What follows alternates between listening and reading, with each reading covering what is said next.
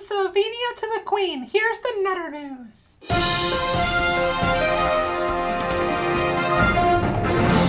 In Nutter News today, we first traveled to Slovenia, which is located between Italy, Australia... No, Australia. Italy and Australia, really? Technically, yes. Which is located between Italy, Austria, Hungary, and Croatia, where the Slovenian government just legalized same-sex marriage. Their legislative branch voted on it after the United States threatened to take away marriage equality from citizens. Their ruling said not allowing same-sex couples to marry would be discrimination, which is against their constitution. Their ruling also said gay couples have the right to apply to adopt a child now, but did not say gay couples have the right to actually adopt a child. So, they have the right to apply, but their applications don't have to be accepted yet. While this is a major victory for LGBTQ people in the country, it only proves that our rights and freedoms are still being debated by other people, which is ridiculous. In Nutter News, we next travel to Munster, Germany. And no, we're not talking about Munster cheese. Cheese. Anyway, Munster was holding their annual Christopher Street Day Pride Parade for the LGBTQ community. That's when protesters showed up to attack the event. While most protesters stayed peaceful, one protester chose to start calling out homophobic remarks and attacking people. One man, whom the police have referred to only as Maltese because of the Germany's privacy laws, saw the protesters calling out homophobic remarks and chose to get between protesters and the Pride event guest. Malt was hit twice in the face, fell to the floor, struck his head on the pavement, and never regained consciousness. He was rushed to the hospital and died a week later from his injuries. He was just 25 years old and a proud transgender man. The police arrested who they believed to be the criminal after event-goers provided photo and video evidence to help the investigation. The criminal is currently being held on suspicion of bodily harm resulting in death. A memorial service was held the following week for Malt, and even the bishop of the Roman Catholic Church in the area has condemned the attack, saying it was barbaric and insane, and saying, quote, "We must speak out against anyone who does not tolerate, abuse, verbally or physically attack others because of their sexual orientation, gender identity, skin color, or religion. Intolerance, exclusion, and hatred must have no place in our society. So if nothing else, this has made the Roman Catholic Church say LGBTQ people should have equality. I wonder why the priests don't say that in America. I wonder." In Nutter News, one of the most popular British children's shows called Peppa Pig introduced its first same-sex couple. Years after over 25,000 of its viewers petitioned in 2019 for the show to include more LGBTQ representations, they introduced a character named Penny the polar bear, who tells the main character on the show, Peppa Pig, that she has two moms.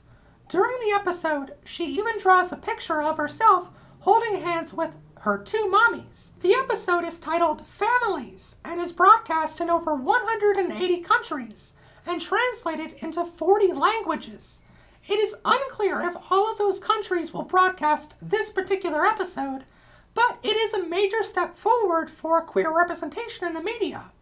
But it's a 5-minute show, and it took them 3 freaking years to listen to their audience. So, good job to their producers. Luckily, our producers, like my two daddies, move a little faster than that. In Nutter News, we next travel to Massachusetts and Oregon in the United States, where 2 women are running for the governors of those states.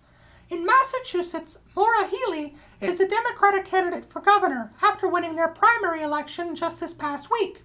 She is running against a Trump-backed Republican named Geoff Diehl, which, even if he wasn't backed by Trump, his name alone tells you he's a jackass. So Maura is picked to win according to current polls, and if she wins in November, she will become the first openly lesbian governor in the United States history, and the first woman governor in the state they ever had. And can I just mention, I know I'm a boy, but the fact that women are still having these titles as the first anything means we're not moving fast enough. Like, I'm glad that women are getting these accomplishments, but Part of me hopes these accomplishments would have come decades ago. Another lesbian in Oregon won her primary as well. Her name is Tina Kotek, and she already became the nation's first lesbian speaker of a state House of Representatives in 2013.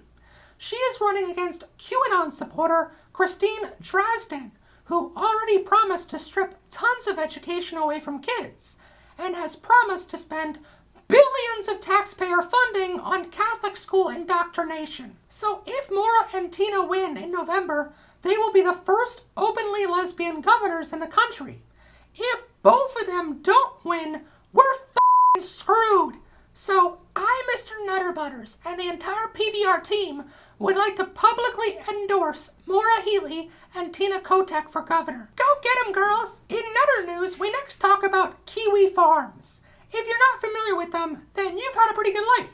They are a far-right hate group and literally had public profiles on any LGBTQ organization or trans person that spoke out online as a trans activist. These pages were sort of like Facebook profiles, only the person or organization in question didn't set up the page. The hate group did. And all content on these profiles was talking about how bad the person was for being trans. Based on the lies in Kiwi Farm profiles, their users would go after trans people online on their actual social media. Kiwi sent so much harassment to trans people that in 2018, Chloe Segal set herself on fire and ended her own life after this harassment. Kiwi is also responsible for a man going into a church in New Zealand and murdering 51 people in 2019. But this week, Kiwi users swatted a transgender content creator named Clara, better known online as Keffals. Sorry. After Kiwi sent a bogus alert to police, the police sent SWAT teams to Clara's home and never found any threat. But these actions sometimes end with the victim being murdered by police. Finally, the domain register for Kiwi Farms' website chose enough was enough, which you would have hoped the murdering of 51 people would have been enough years ago, but thanks for your courage shutting them down now. We're glad the $12 per year in domain fees was worth it for you guys to let them keep harassing trans people around the world. Kiwi did ask a Russian domain company to take over their domain after they were shut down, but they were denied even by Russia. I mean, imagine being denied by Russia right now. Oh my God. That's when their founder said he shut down the website because of a family emergency, and it had nothing to do with their domain company banning them. Sure, your hate had nothing to do with it, Joshua. Nothing. In other news, we now travel to the United Kingdom, where they just elected their new Prime Minister, Liz Truss. While being a deeply flawed individual in other ways, Liz is an outspoken leader against LGBTQ people for some reason. Liz voted multiple times in favor of same-sex marriage, but even though she promised 3 years ago to ban conversion therapy, she never even introduced legislation to do so. In other words, when it comes to supporting gay people, she's all smoke and mirrors. When it comes to gender identity, she is very flawed there too. In an interview leading up to her being elected, Liz denied that trans women are women, which means she never took a science class in her life. She has repeatedly fought against transgender medical protections and the ability for trans kids to get the medical help they need to survive, like puberty blockers and their hormones, to help with their gender expression. Oh, and when she was tasked with appointing 2 commissioners on the UK's Equality and Human Rights Commission, she chose 2 very transphobic people for those positions, who said it was, quote, entirely reasonable to question trans people's gender, and another who made their claim to fame by questioning the legitimacy of Stonewall's trans-inclusive advice. Oh my God, Liz is terrible and worse than Boris Johnson, which I didn't think was humanly possible. In other news, Meghan Markle is breathing a sigh of relief this week as Queen Elizabeth II passed away at the age of 96.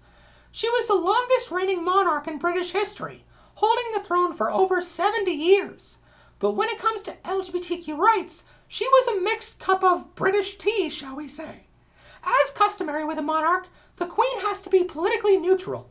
Sure, she can keep living off taxpayer money without being elected just because of being a part of a severely ancestral family, but she's neutral on politics, sure. Last May, Queen Elizabeth announced banning conversion therapy would be a priority for UK's government.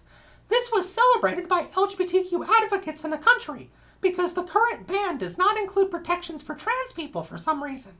In 2003, she endorsed same-sex partnerships, but not marriage for some reason. In 2013, the Queen said she endorsed LGBTQ rights, but did not include the words lesbian, gay, bisexual, trans, or queer in her so-called endorsement of LGBTQ rights, which, is literally what LGBTQ rights is. In 2017, she said her government will, quote, make further progress to tackle the gender pay gap and discrimination against people on the basis of their race, faith, gender, disability, or sexual orientation. By the way, great job putting the word disability right between transgender and gay there. But beyond her half-assed endorsements, how she really felt about LGBTQ people can be seen in a 2021 rule. When a rule passed in the UK to protect LGBTQ people from discrimination in the workplace in 2010, the Queen asked to be exempted from this rule. So in 2021, they granted her request, and she was the only person exempted from this Equality Act in the entire country.